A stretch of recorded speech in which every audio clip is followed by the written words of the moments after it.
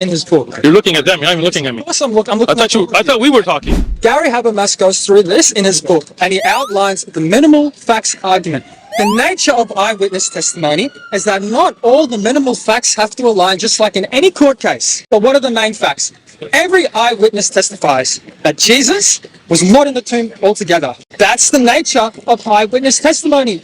It's not so black and white. There are contradictions because that's history, that's eyewitness testimony. There are contradictions. In any case. If you say this is the words of God, then the words of God are perfect.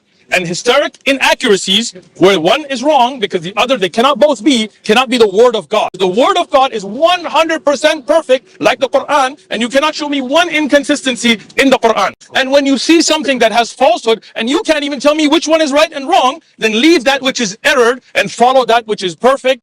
Thank you very much. Have a good day. Bruh.